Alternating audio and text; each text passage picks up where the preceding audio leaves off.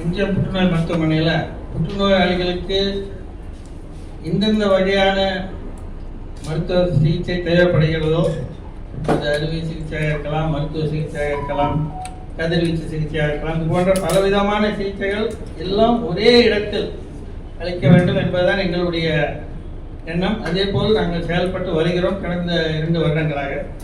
அதில் இன்று நாம் குறிப்பிட்டு பேசக்கூடிய விஷயம் இந்த எலும்பு மஜ்ஜை மாற்றுதல், அந்த ஒரு வகையான சிகிச்சை பற்றி தான். அதில் ஒரு குறிப்பிட்ட ஒரு நோய்க்கு அதை எப்படி நாங்கள் பயன்படுத்துகிறோன்றதை பற்றி தான் இன்றைய பேச்சுடைய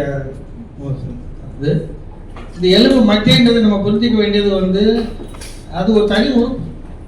எலும்புக்குள்ளே இருக்கே தவிர அது எலும்புடைய பகுதி அல்ல. எலும்புடைய உள்பகுதியில் இருக்கிறது உறுப்பு.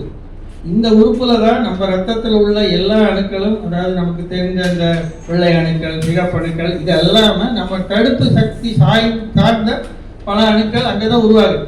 அங்கே உருவாகி அந்த ரத்த ஓட்டத்தில் வருது, வேறு உறுப்புகளுக்கு செல்கிறது. அதனால தான் நம்ம ஆரோக்கியமாக வாழ முடியும். ஆனால் அதே மஜ்ஜையில் பலவிதமான நோய்கள் வரலாம். புற்றுநோயாக இருக்கலாம், புற்றுநோய் அல்லாமலும் இருக்கலாம். மஜ்ஜை சார்ந்த புற்றுநோய் தான் நம்ம பொதுமக்கள் இரத்த புற்றுநோய் சொல்கிறார்கள். அதிலே பல வகை இருக்கிறது. இந்த ரத்தம் சார்ந்த நான் ஏற்கனவே சொன்ன மாதிரி பெரும்பாலும் இந்த வெள்ளை அணுக்கள் சார்ந்த புற்றுநோய் தான் நம்ம பார்க்க முடியும். மற்ற புற்றுநோய்கள் அபூர்வமாகத்தான் இருக்கும். அதே சமயத்தில் நான் சொன்னது போல இந்த தடுப்பு சக்தி சார்ந்த அணுக்களும் அங்கே தான் உற்பத்தி ஆகிறது. அப்போ அதில் ஏதாவது நோய் வந்ததுன்னா நோயாளி ஆரம்பத்தில் காட்டக்கூடிய அறிகுறி அந்த தடுப்பு சக்தி கம்மியாக இருக்கிறதுனால பல கிருமிகளுடைய ஆக்கிரமிப்பினால பல இன்ஃபெக்ஷன்ஸோட ஒரு பலவிதமான டாக்டர்கிட்ட போகலாம். ஆரம்பத்தில் பொது சிகிச்சை டாக்டர்கிட்ட போகலாம், பிறகு இன்னும் மேற்படிப்புள்ள ஸ்பெஷலிஸ்ட் டாக்டர்கிட்ட போகலாம். ஆனால் ஆரம்பத்தில் இவங்களுக்கு என்ன அடிப்படை பிரச்சனைன்றதே தெரியறது கஷ்டம். அப்படி நம்ம ஒரு கண்டுபிடிச்சோம்னா அந்த நோய்க்கு சிகிச்சை இந்த ஏற்கனவே சொன்ன மாதிரி ஒரு வகையான சிகிச்சை பூர்ணமாக குணப்படுத்தக்கூடிய சிகிச்சை. இந்த நோய் எப்படி இன்னைக்கு நம்ம சிறப்பு விருந்தினர் அவருக்கு எப்படின்றது டாக்டர் கோபிநாத் விளக்குவார், டாக்டர் மதுமிதா விளக்குவாங்க. நான் பொதுவாக சொல்கிறேன், இந்த மஜ்ஜை மாற்றுதல் அந்த நோய் வந்த மஜ்ஜை மாற்றி அதை எடுத்துவிட்டு ஆரோக்கியமான மஜ்ஜை உருவாக்கினால் அதுக்கு பிறகு அவள் ஆரோக்கியமாக இருப்பார்கள். அதாவது அடிப்படை காரணத்தை நாம் சிகிச்சை செய்கிறோம். வரும் கிருமி ஏற்படும் இன்ஃபெக்ஷனை மட்டும் நம்ம சிகிச்சை செய்யாமல் அடிப்படை பிரச்சனை நம்ம சிகிச்சை செஞ்சால் அதுக்கப்புறம் அவங்க எப்பவுமே ஆரோக்கியமாக இருப்பாங்க. அதனுடைய அடிப்படையில் தான் இந்த நம்ம சேர்ந்து அதை பற்றி பேசுறதுக்காக இங்கே வந்திருக்கிறோம். உங்களுக்கு குறிப்பிட்ட ஏதாவது புற்றுநோய் சார்ந்த கேள்விகள் ஏதாவது இருந்துன்னா கூட நீங்கள் கேட்கலாம். ஏன்னா புற்றுநோய் இன்றைய தேதியில் அதிகரித்து கொண்டே இருக்கக்கூடிய நோய். நம்மளுடைய புள்ளி விவர கணக்குப்படி பார்த்தீங்கன்னா அடுத்த ஒரு வருடங்களில் இந்தியாவில் இன்றைக்கு இருக்கிறத விட 2 மடங்கு இருக்கலாம்னு தான் சொல்கிறாங்க. இதே மாதிரி வாழ்க்கை முறை தொடர்ந்து இருந்தால் 2 மடங்காக கூட ஆகலாம். ஏன்னா 90% அதிகமான புற்றுநோய்கள் வாழ்க்கை முறையினால தான் வருது. மக்கள் நினைக்கிற மாதிரி பரம்பரையாக வர புற்றுநோய் ரொம்ப குறைவு. 10% தான் பரம்பரையாக வரக்கூடிய புற்றுநோய். பெரும்பாலும் வாழ்க்கை முறை சார்ந்த புற்றுநோய் தான். அதில் நம்ம நாட்டில் பெண்களில் மார்பக புற்றுநோயும் ஆண்களில் நுரையீரல் சார்ந்த புற்றுநோய் தான் முதல் இடத்தை வகிக்கிறது. இப்போ இந்த அறையில் இப்போ நீங்கள் 40 பேர் இருக்கீங்கன்னு வச்சுக்கிட்டாக்கா, இதுதான் இந்தியாவுடைய மொத்த மக்கள் தொகை எப்படி வச்சுட்டா, இந்த அறையிலே வாழ்நாளில் ஒரு 5 பேருக்கு புற்றுநோய் வரும். அந்த மாதிரி புள்ளி விவர கணக்கு இருக்குது. அதாவது 9 ஒரு ஆளுக்கு புற்றுநோய் வரலாம் இன்றைய தேதியில். அது இன்னும் அதிகரிக்கும் என்று தான் சொல்கிறார்கள். ஒரு வருடத்திற்கு கிட்டத்தட்ட 18-20 லட்சம் புதிய புற்றுநோய் நம்ம நாட்டில் உருவாகிறது. அதனால் இதை பற்றி விழிப்புணர்வு, இது எப்படி தடுக்க வேண்டும், எப்படி நம்ம பாதுகாத்துக் கொள்ள வேண்டும் என்று எல்லாரும் தெரிந்து கொள்ள வேண்டிய விஷயம். ஆனால் இன்று நம்ம பேச வேண்டிய முக்கியமான விஷயம் நான் சொன்ன மாதிரி இந்த தடுப்பு சக்தி சார்ந்த நோய் உடைய இந்த பெண்மணி எப்படி டாக்டர் மதுமிதா அவர்களும் டாக்டர் கோபிநாத் அவர்களும் அதை கண்டுபிடித்து அது சிகிச்சை அளித்தாங்க என்பதை பேசுவதால். வணக்கம், என் பேர் டாக்டர் மதுமிதா. நான் இன்ஃபெக்ஷஸ் டிசீஸ் ஸ்பெஷலிஸ்டாக இருக்கேன். இந்த பேஷண்ட் என்ன ஒரு 2 வருஷத்துக்கு முன்னாடி என் கிளினிக்கில் பார்த்தாங்க. அவங்களுக்கு என்ன ப்ராப்ளம்னா திருப்பியும் ஃபீவர் வரும். நீங்கள் டிவின்னு கேள்விப்பட்டிருப்பீங்க, பட் டிவி இல்லை, டிவி மாதிரி வேற ஒரு நோய், நான் டியூபர்குலஸ் மைக்கோபாக்டீரியா அப்படின்னு சொல்கிற ஒரு இன்ஃபெக்ஷன். அது ரிப்பீட்டடாக அவங்களுக்கு வந்துட்டே இருந்தது. பல வருஷம், நிறைய முறை 6 மாதம் 9 மாதம் 1 வருஷம் அந்த மாதிரி அவங்க ட்ரீட்மெண்ட் பண்ணிகிட்டே வந்திருந்தாங்க. பட் திருப்பியும் ஃபீவர் வரும், ட்ரீட்மெண்ட் எடுப்பாங்க, இம்ப்ரூவ் ஆகும், அப்புறம் ஒரு கொஞ்சம் வருஷம் ஒன்றும் இருக்காது, திருப்பியும் வந்து அகெயின் சிமிலர் சிம்டம்ஸ் வந்துட்டு இருந்தது. ஸோ அந்த டைம்ல வந்து என்ன ஒரு முறை வந்து பார்த்தாங்க, தொடர்ந்து அவங்களுக்கு ஃபீவர் இருந்துகிட்டே இருந்தது. ஸோ அப்போ வந்து டிஸ்கஸ் பண்ணிச்சு, இது ஏன் வருது, இது நார்மல் நம்ம ஹெல்த்தியாக இருந்தோம்னா நம்மளுக்கு வந்து டிபி திருப்பியும் வரக்கூடாது. ஸோ ஏன் இவங்களுக்கு வந்து திருப்பியும் இந்த இன்ஃபெக்ஷன் வருது, வேற ஏதாவது வந்து எதிர்ப்பு சக்தியில கம்மியாக இருக்கா, அந்த மாதிரி டெஸ்ட் பண்ண தொடங்குச்சு. ஜீன் டெஸ்டிங் பண்ணணும், ஏன்னா வந்து தெரியல என்ன ப்ராப்ளம் இருக்கு அப்படின்ட்டு. ஸோ அந்த டைம்ல வந்து ஒரு ஜீன் டெஸ்டிங் பண்ணிச்சு, அதை டயக்னோஸ் பண்ணும் GATA2 டெஃபிஷியன்சின்ட்டு. அப்போதான் வந்து அவங்கள வந்து நான் டாக்டர் கோபிநாத்க்கு ரெஃபர் பண்ணேன். I think subsequently Dr. Gopinath has done everything else, so probably he'll take over. So அனைவருக்கும் வணக்கம். So now I can talk both in English as well as Tamil simultaneously. I can note it accordingly. So இவங்க GATA2 deficiencyங்கிறது it's a rare primary immunodeficiency. Primary immunodeficiencyனா முதன்மை எதிர்ப்பு சக்தி குறைபாடு தான் வந்து primary immunodeficiencyன்னு சொல்லுவோம். பேசிக்கலா அவங்களுக்கு வந்து உடம்புல ஒரு சில இன்ஃபெக்ஷன்ஸ் அவங்களால ஃபைட் பண்ணி கில் பண்ணவே முடியாது. இப்போ யூஸ்வலாக ஒரு டிபிக்குன்னு ஒரு டாக்டர் கிட்ட போகிறோம் அப்படின்னா டிபி மாத்திரை 6 மாதம் எடுத்தாங்கன்னா அவங்களுக்கு க்யூர் ஆகிடும். அதுக்கப்புறம் டிபி க்யூர்டுன்னு சொல்லி லேபிள் பண்ணுவோம். Then they will not usually come to follow. But இவங்களுக்கு பார்த்தீங்கன்னா அவங்களோட செகண்ட் டிகேட் ஆஃப் லைஃப், அதாவது from 17 years 18 years of age, அந்த ஏஜ்ல இருந்து ஆல்மோஸ்ட் இன் தேர்ட் டிகேட்லையுமே ரிப்பீட்டடாக டிபி இன்ஃபெக்ஷன்ஸ் வந்துட்டே இருந்தது. So that means we understand the body is not able to handle this particular tubercular bacteria, which is in fact, to be more specific, non-tubercular mycobacteria. So இதுக்கு எல்லா காரணமும் பார்த்தீங்கன்னா GATA2 வந்து நம்ம இங்கிலீஷ்ல வந்து டிரான்ஸ்கிரிப்ஷன் ஃபேக்டர் அப்படின்னு சொல்லுவோம். டிரான்ஸ்கிரிப்ஷன் ஃபேக்டர்னா உடம்புல ரத்த செல்கள் உற்பத்தி ஆகக்கூடியதற்கு ஒரு விதமான இம்பார்ட்டன்ட் மூலக்கூறு அது. Actually it's one of the enzyme or maybe one of the important chemical substance needed for maturation of your white blood cells. So அது இல்லாத போது அவங்களுக்கு உடம்புல உற்பத்தி ஆகல, அதனால ரிப்பீட்டடாக இன்ஃபெக்ஷன் வந்துட்டு வந்தது. ப்ளஸ் இப்போ இதோட இன்னும் இந்த டிசீஸ் இதுக்கப்புறம் மேற்கொண்டு என்னன்னா இந்த டிஃபிஷியன்சி இருந்தால் வேற என்னென்னலாம் வரலாம் அப்படின்னு பார்த்தீங்கன்னா ரத்த புற்றுநோயாக மாறுவதற்கு வாய்ப்பு உண்டு. ஃபர்ஸ்ட் பிரைமரி immunodeficiency வந்து they can have something called as myelodysplastic syndrome and acute myeloid leukemia. So அதுதான் வந்து நேச்சுரல் ப்ராக்ரஷன் ஆஃப் டிசீஸ். அதுதான் from primary immunodeficient state to an autoimmunity it can progress to myelodysplastic syndrome and AML. So ultimately, we saw her at a point where she was standing in between a primary immunodeficient autoimmune state and myelodysplastic syndrome. So ultimately, immediate need in her, we have to prevent her from going towards acute myeloid leukemia. And already we were the point of fire, it is already just ready to fire. We release it will just fire it. So அந்த டைமில் என்ன பண்ணோம் அப்படின்னும்போது we have to only go for a bone marrow transplant. வேற ஒரு toner கிட்ட, அந்த selected toner கிட்ட வந்து ஹெல்தியான ஸ்டெம் செல்ஸ் எடுத்து அவங்களோட பாடியில் இன்ஃபியூஸ் பண்ணும்போது தான் இந்த டிசீஸ் ஆனது கண்ட்ரோல் ஆகும். So next once we decide that we have to go for a bone marrow transplant, we will start searching the donor. So obviously அதுக்கு நம்மளுக்கு ஒரு டோனர் தேவைப்படும். ஸோ யூஸ்வலி அவங்க ஃபேமிலிக்குள்ளேயே டோனர்ஸ் தான் ஃபர்ஸ்ட் சர்ச் பண்ணுவோம். இவங்களுக்கு ஒரு சிஸ்டர் இருந்தாங்க, but the beauty என்னன்னு பார்த்தீங்கன்னா அவங்க sister also had tuberculosis, so she becomes an unhealthy donor, and our father was no more at that point of time. She had a small kid. Okay, kidோட weight பார்த்தீங்கன்னா ரொம்ப கம்மியா இருக்கும். So kid you cannot take it as a donor, you can't take husband as a donor, father is already not there in the option. The only donor left was her mother.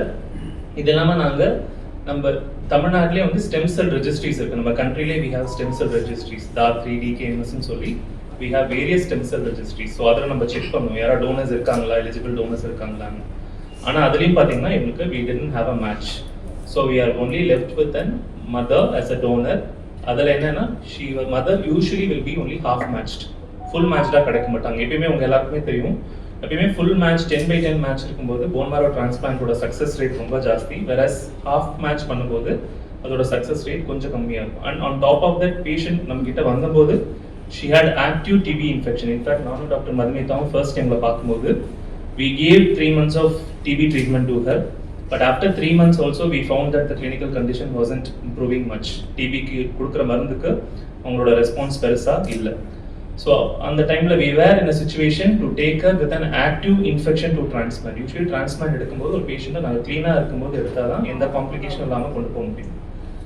அதே simultaneous டைம்ல DP மட்டும் இல்லாமல் அவங்களோட lungs இந்த நோயோட ஒரு spectrum சொல்லுவோம். It is called as pulmonary alveolar proteinosis. அப்படின்னா என்னன்னா இந்த நோய் இந்த மூலக்கூறு குறைபாடுறதுனால லங்ல ஒரு சில ஆக்சிஜன் டிஃப்யூசிங் கெப்பாசிட்டிஸ் இருக்கும்.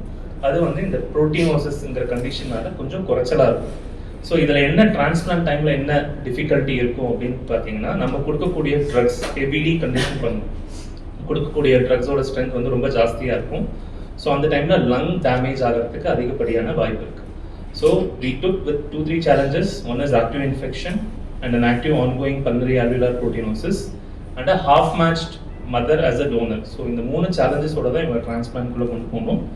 So during the transplant again we had significant challenges. கொஞ்சம் இன்ஃபெக்ஷன்ஸ் இருந்தது, கொஞ்சம் மியூகோசைட்டிஸ்ன்னு சொல்லுவோம், இதெல்லாமே இருந்தது. இதெல்லாம் தாண்டி successfully after 14th day she engrafted aptly. இப்போ நாங்கள் இவங்களை ரிப்பீட்டடாக ஸ்கேன்ஸ் கூட இப்போ ரீசெண்டாக எடுத்திருக்கோம். After 3 months of bone marrow transplant we took a repeat scan also. அதில் பார்த்தீங்கன்னா முந்தைய ட்ரீட்மெண்ட்டுக்கு முன்னாடி இருக்கும்போது இந்த லிம்ஃப் நோட்ஸ் நெறிக்கட்டிகள்னு சொல்லுவோம் டிபினால, அந்த நெறிக்கட்டிகள் எல்லாம் நல்ல விதமாக குறைஞ்சிருக்கு. ப்ளஸ் இது வரைக்கும் நம்ம போன் மேரோ டிரான்ஸ்பிளான்ட் பண்ணினதுக்கப்புறம் அவங்களோட செல் அனாலிசிஸ் செக் பண்ணுவோம். எந்த அளவுக்கு டோனரோட செல் வந்து அவங்களோட பாடியில் சீட் ஆயிருக்கு, எவ்வளோ அளவுக்கு அது வேலை பண்ணுதுங்கிறத செக் பண்ணுவோம். So till now after 3 months of transplant her donor chimerism seems to be 100% and the lymph node, the infection which we really came to us is decreasing in size. And முன்னாடியெல்லாம் வரும்போது WBCs, platelets எல்லாம் ரொம்ப குறைஞ்சு வருவாங்க. But now for the last 2-3 months we are seeing her blood counts to be steady. So if at all to put it as significant challenges that we had during transplant was an active ongoing tubercular infection with pulmonary alveolar proteinosis, which is quite a difficult situation when we do high intensity chemotherapy. And top of that we had a aged mother as the donor. So in the alla challenges தாண்டி she has come out, which tells us that it's not only the treatment that we give, if only the patient can determine it to overcome it, then only we can come, and the live example is here. So, name Janani, as well Indian Railway staff, even Indian volleyball player, ஒரு 13 nationals ஆடி இருக்கேன். So first thing நான் என்ன சொல்லணும்னு நினச்சேன் அப்படின்னா, like life வந்து like ஏதாச்சும் ஒரு செகண்ட் சான்ஸ் கிடச்சிருமா வாழ்கிறதுக்கு, அதுதான் நான் ரொம்ப எக்ஸ்பெக்ட் பண்ணிக்கிட்டே இருந்தேன். பிகாஸ் இது வந்து ஒரு 13 years ஆஃப் ஸ்ட்ரகிள்.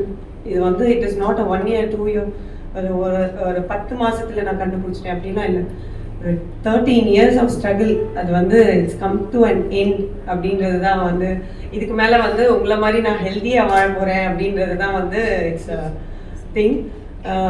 இது எப்படி ஸ்டார்ட் ஆச்சு அப்படின்னா 2012 first time pulmonary TB, like எனக்கு வந்து லங்கில் டிபி அட்டாக் ஆகுது. டிபி கண்டுபிடிக்கிறாங்க, ஏடிடி கம்ப்ளீட் பண்ணுறேன். Again 1 year I was normal. திரும்ப 2014 அகெயின் வந்து ஒரு ஆப்சஸ் வருது. ஆப்சஸில் வந்து ஒரு திரும்ப டிபி, அதில் பாக்டீரியா இருக்குன்னு சொல்லிட்டு திரும்ப 1 year நான் டேப்லெட் எடுக்கிறேன். ஸோ இப்பயும் நம்ம நார்மல் ஆகிடுவோம், ஓகே ஃபைன், கண்டுபிடிச்சிட்டாங்க இல்லையா அப்படின்னு நினச்சிட்டு நானும் சரி நார்மலாக திரும்ப என்னோட கேம் விளையாட போகிறேன். ஏதோ மேட்சஸ் வருது, விளையாடுறேன். நானும் ஆஸ் வெல் ஒரு 7 years கேப்டனாக இருந்திருக்கேன் டீமுக்கு. விளையாண்டு முடிச்சுட்டு வரோம், திரும்ப ஃபீவர் ஸ்டார்ட் ஆகுது. பிளட் லெவல்ஸ்லாம் பார்த்தீங்கன்னா நார்மலாகவே இருக்காது. ஒரு டைம் கூட எனக்கு வந்து பிளட் லெவல்ஸ் வந்து நார்மலாக இருந்ததே இல்லை இந்த 13 yearsல. சரி வந்துட்டு ஓகே ஃபைன், நார்மலாக இருந்தோடனே ஒரு மியூக்கஸ் வருது. மியூக்கஸ் வர்றதுல அதில் பாக்டீரியா இருக்குது, அதுவும் டிபியோட பாக்டீரியா தான். திரும்ப கன்டினியூ பண்ணுறேன். சரி கிவ் அப் பண்ணவே இல்லை, எந்த டைம்லையுமே கிவ் அப் பண்ணவே இல்லை. ஓகே கன்டினியூ பண்ணுவோம். 2023 நாங்கள் என்னோட ஹஸ்பண்டோட நான் யூஎஸில் இருந்தேன். 5 years நான் லீவ் எடுத்துகிட்டு இருந்தேன். அப்போது குழந்தைய பார்த்துக்க ஆள் இல்லை சொல்லிட்டு நான் இங்கே வந்ததுக்கப்புறமா அகெயின் இந்த மியூட்டேஷன்ஸ்லாம் ஸ்டார்ட் ஆகுது. ஃபர்ஸ்ட் டைம் 2023 ஸ்டார்ட் ஆன மியூட்டேஷன் என்னென்னா ஃபீவர் ஸ்டார்ட் ஆகுது. 11 months கண்டினியூஸாக ஃபீவர். ஏன் வந்துச்சு, எதுக்கு வந்துச்சுன்னு யாராலையுமே கண்டுபிடிக்க முடியல. இங்கே இருக்க எல்லா ஹாஸ்பிட்டல்ஸுமே சுற்றிட்டேன். ஈவன் ஒரு 60 டாக்டர்ஸ் மேலே பார்த்துட்டேன். எல்லா டெஸ்ட்டுமே எடுத்துட்டாங்க. ஒரு 3 bags ஃபுல்லாக வச்சுருக்கேன். எல்லா ரிப்போர்ட்ஸுமே யாராலையுமே எனக்கு என்ன காஸ், எதனால எனக்கு வந்து இந்த இஷ்யூஸ் வந்துச்சுன்னு யாராலுமே கண்டுபிடிக்க முடியல. அண்ட் ஒரு ப்ரைவேட் ஹாஸ்பிட்டல் ஒரு செகண்ட் ஒப்பீனியனுக்காக நான் போனேன். போனதுக்கப்புறம் they repeated all the test. Even என்னோட அண்ணா அங்கே ஒர்க் பண்ணிட்டு இருந்தாங்க. அவங்க வந்து என்ன சொன்னாங்க, ஜெனட்டிக்காக ஏதாச்சும் இருக்கா. என்னோட கேஸ் ஒரு 3.5 hours ஒரு 3 டாக்டர்ஸ் உட்காந்து எழுதினாங்க. எழுதி எனக்கு இவ்வளோ நாளாக என்னென்ன சிம்டம்ஸ் இருந்துச்சு. ஃபர்ஸ்ட் திங் அவங்க சொன்னது என்னன்னா, I think it's immune deficiency, குழந்தைங்களுக்கு இருக்க மாதிரி தான் இருக்குது அப்படின்னு சொல்லிட்டு டெஸ்ட் எல்லாம் எடுத்ததுக்கு அப்புறம் தான் வந்தது GATA2 இம்யூன் டெஃபிஷியன்சி. வந்த உடனே எனக்கு இதை எப்படி ஹேண்டில் பண்ணோம், என்ன பண்ணோம். ஏன்னா ஃபர்ஸ்ட் திங் என்ன சொன்னாங்கன்னா, இதுக்கு போன் மேரோ டிரான்ஸ்பிளான்ட் மட்டும்தாம்மா இதுக்கு வந்து ட்ரீட்மெண்ட்டு, இதுக்கு மேலே நீங்கள் என்ன பண்ண போறீங்கன்னு எனக்கு தெரியல. பட் ஆனால் நான் போன ஹாஸ்பிட்டலில் போன் மேரோ டிரான்ஸ்பிளான்ட் கிடையாது. அவங்க சொன்னது சிஎம்சி வெள்ளூர் போக சொன்னாங்க, இல்லைன்னா டாடா நகர் போக சொன்னாங்க. ஸோ 2 இடமே எனக்கு புதுசு அண்ட் இதுவுமே எல்லாமே புதுசு தான். ஸோ எப்படி ஹேண்டில் பண்ண போகிறோம், என்ன பண்ண போகிறோம். சரி, ஒரு அடி வாங்கியாச்சு. இன்னொரு அடி வாங்குறதுக்குள்ள என்ன சொல்லிட்டாங்கன்னா, உடனே குழந்தைய செக் பண்ணுங்க. ஏன்னா 4 years ஹீஸ் டூ ஸ்மால். எனக்கு வந்ததே என்னால் தாங்கிக்கிறதுக்குள்ள இன்னொரு அடி. என்ன சொல்றாங்கன்னா, குழந்தைய போய் செக் பண்ணுங்க, அவங்க நீ மானிட்டர் பண்ணி தான் ஆகணும், ஜஸ்ட் ஸ்க்ரீன் பண்ணுங்க, அவனுக்கு இருக்கான்னு பார்க்கணும். ஏன்னா இந்த அளவுக்கு பெருசா விட வேண்டாம் அப்படின்னு சொன்னாங்க. அப்போ நான் என்ன பண்ணேன், ஃபர்ஸ்ட் எனக்கு வந்ததையும் நான் மறந்துட்டு ஓகே டைம் இருக்கு, இன்னும் நான் எவ்வளோ நாளைக்கு நான் உயிரோட இருப்பேனே கேட்டுட்டு சரி ஓகே ஃபைன் 3 months வரைக்கும் டைம் இருக்கு. ஏன்னா எம்டிஎஸ்ன்ற கண்டிஷன் வந்து பிளட் கேன்சரா கன்வெர்ட் ஆகிறதுக்குள்ள நீங்க பண்ணிடுறது பெஸ்ட் அப்படின்னு சொல்லிட்டாங்க. ஸோ எனக்கு எந்த நாலேஜுமே இல்லை, யார்கிட்ட போகணும் என்னன்னு தெரியாது. ஐ அப்ரோச் மதுமிதா மேம் கிட்ட சொன்ன ஒரே விஷயம், மேம் குழந்தையும் செக் பண்ண சொல்றாங்க. மேம் சொன்னது ஜஸ்ட் ஸ்கிரீன் பண்ணதா சொல்றாங்க, பயப்பட வேண்டாம், பண்ணி பார்த்துடலாம். ஸோ பை காட்ஸ் கிரேஸ் அவனுக்கு வந்து ஆப்சென்ட், அம்மாக்கு ஆப்சென்ட் ஆனதுக்கு அப்புறம் தான் தென் மேம் அப்ரோச் பண்ணேன். மேம் வந்து she took me right way, கரெக்டாக கொண்டு வந்து சார் கிட்ட என்னை வந்து ஹேண்ட் ஓவர் பண்ணாங்க. ஏன்னா எனக்கு தெரியல யார்கிட்ட போகணும் என்ன. சார் வந்து என்ன சொன்னாருன்னா, பண்ணிடலாமா, ஒரு ஜஸ்ட் ரிப்போர்ட்ஸ் எல்லாம் பார்த்தாரு. ஏன்னா என்னோட கேஸை வந்து எத்தனை டாக்டர்ஸ் ரிஜெக்ட் பண்ணாங்கன்றது எனக்கு தெரியும். ஏன்னா எடுத்துக்க முடியாது, இல்லை அவங்க இதெல்லாம் பண்ணதே இல்லை, நீங்க வேற கிளினிக் பாருங்க, வேற ஹாஸ்பிட்டல் பாருங்க. ஈவன் இங்க சென்னையில இருக்க இன்னும் லீடிங் மோஸ்ட் ஹாஸ்பிட்டல்ஸ்ல எல்லாம் வந்து ராங் டயக்னோசிஸ் தான். என்னை வச்சு வந்து தே ஸ்டடிட் அ லாட். ஆனா எனக்கு என்ன காசுன்னு இது வரைக்கும் யாருமே சொல்லலை. First doctor who found me, like என்னோட டிசீஸ் என்ன, எனக்கு என்ன கரெக்டான ட்ரீட்மெண்ட் கொடுத்தா கரெக்டா இருக்கும்னு சொல்லி என்ன ஃபர்ஸ்ட்ல இருந்தே 6 months போன் மேரோ டிரான்ஸ்பிளான்ட்க்கு முன்னாடி 6 months வந்து ஃபுல் அண்ட் ஃபுல் வந்து என்னை மானிட்டர் பண்ணி எனக்கு என்னென்ன இன்ஃபெக்ஷன்ஸ் இருக்குன்னு சொல்லி அதெல்லாம் கியூர் பண்ண வந்து ரொம்ப ட்ரை பண்ணாங்க. பட் ஆனால் மெடிசன்ஸ் எதுவுமே எனக்கு வந்து சப்போர்ட் ஆகலை என்னோட பாடிக்கு. அதுக்கப்புறம் சார் சொன்னாரு, this is the right time. ஏன்னா ரயில்வேஸ் மூலியமா எனக்கு ஏதாச்சும் சப்போர்ட் கிடைக்குமா நான் ரொம்ப ட்ரை பண்ணேன். ஏன்னா அங்கே வந்து ஹெமட்டோ டிபார்ட்மெண்ட்டே இல்லை. ஸோ சார் என்ன சொன்னாரு, இதுக்கு மேலே டிலே பண்ண வேண்டாமா, உயிர் முக்கியம், ஃபர்ஸ்ட் திங் சேவிங் லிவ்ஸ் வந்து ரொம்ப இம்பார்ட்டன்ட். ஸோ சார் சொன்னதை நான் வந்து அப்படியே ஃபாலோ பண்ணேன். எனக்கு ஆப்ஷன்ஸ் இருந்துச்சு வெளியில ஹாஸ்பிட்டல்ஸ் போகிறதுக்கும். பட் ஆனால் இந்த கேஸ் வந்து ஆல்ரெடி சார் GATA2 இன்னொரு பேஷண்ட்டை ஹேண்டில் பண்ணியிருக்கேன்னு சொன்னதுனால எனக்கு வந்து சார் மேலே வந்து ஃபுல் அண்ட் ஃபுல் பிலீவ் இருந்துச்சு. சரி சார் வந்து கண்டிப்பா நம்ம வந்து வாழ்றது தான் முக்கியம், வேற எதுவுமே இல்லை. மணி எல்லாமே எக்ஸ்பென்சஸ்க்குமே நிறைய ஹெல்ப் பண்ணாங்க. இந்த ஹாஸ்பிட்டல்ல இருக்க ஒரு நர்சஸ்மே, ஈவன் பிஎம்டி ரூம்ல இருந்த ஒரு நர்சஸ், டாக்டர்ஸ், ஈவன் அட்டெண்டர்ஸ் எல்லாருமே வந்து அப்படி பார்த்துட்டாங்க. லைக் யாராலுமே பண்ண முடியுமான்னு எனக்கு தெரியாது. உள்ள இருந்தே நான் அப்படி பார்த்துட்டாங்க. நான் 33 days நான் ஹாஸ்பிட்டல்ல இருந்தேன், தனியா இருந்த ஒரு ரூம்ல. என்னை வந்து வெளியில வந்து எனக்கு டென்டேட்டிவ் தான். நான் வந்து நல்லா ஆகனா நல்லா ஆக மாட்டேனான்றது வந்து எனக்கு முன்னாடி வரைக்கும் தெரியாது. ஆனா என்னோட பாடி சப்போர்ட் பண்ணி இந்த அளவுக்கு நான் வெளியில வரதுக்கு ரீசன் வந்து 2 பேரும் தான். They gave me second chance to live. Like thanks for that sir. ஏன்னா என்னோட குழந்தை அவனுக்காக நான் கண்டிப்பா வாழ்ந்தாகணும்னு மட்டும்தான் நான் என்னோட மைண்ட்ல நான் நினைச்சிருந்தேன். So they did a great job. இது வந்து தொடரணும். அண்ட் நான் எதுக்காக நான் வந்து முன்னாடி வந்து இதை வந்து ஸ்பீக் அவுட் பண்ணணும்னு நான் நினைச்சேன் அப்படின்னா, so many peoples like aged peoples 50+ இருக்கவங்கலாம் என்ன நினைப்பாங்கன்னா, இந்த கண்டிஷன் வந்துச்சுன்னா நம்ம ஏன் ஓகே கிவ் அப் பண்ணிடலாம், வேண்டாம், இதுக்கு மேல என்ன லைஃப் இருக்கு. பட் ஆனால் சான்ஸ் கிடைக்கிறதுன்றது வந்து ரொம்ப பெரிய விஷயம். இந்த சான்ஸ் கிடைக்காம எத்தனையோ பேர் இருக்காங்க. ஏன்னா நான் வந்து பிரைவேட் ஹாஸ்பிட்டல் போனேன்னு சொன்னேன் இல்லையா, அங்கே வந்து ஒரு பேஷண்ட்டை பார்த்தேன். He was 16 years old. 5 daysல வந்து அவங்களோட அவ்வளோதான், அவங்களோட லைஃப் முடிய போகுதுன்ற தெரிஞ்ச கூட ஹி கேம் ஃபார் ட்ரீட்மெண்ட். 5 நாள்ல அவன் இறக்க போறான்னு தெரியும், பிளட் கேன்சர் தான். பட் ஆனால் வராங்க ட்ரீட்மெண்ட்டுக்கு. 5 நாள்ல முடிய போற லைஃப், பட் இருந்தாலும் ட்ரீட்மெண்ட் வராங்க. அதை நான் பார்த்துட்டு ஒய் டோன்ட் மீ, நான் வந்து எனக்கு சான்ஸ் இருக்கு இன்னும், நான் அந்த டைம்ல நான் கிவ் அப் பண்ணக்கூடாதுன்னு நான் நினைச்சேன். ஈவன் நான் பிளேயரா இருக்கிறதுனால அதை நான் ஸ்போர்ட்டிவா எடுத்துக்கிட்டேன். பட் ஆனால் வீட்டில் இருக்க விமென்ஸ் யாருக்கா இருந்தாலுமே சரி வரலாம் ட்ரீட்மெண்ட்காக, நம்பி இந்த ஹாஸ்பிட்டலுக்கு வரலான்றது வந்து நான் ஏன் மூலயமா நான் வந்து சொல்லிக்கிறேன். Really thank you everybody.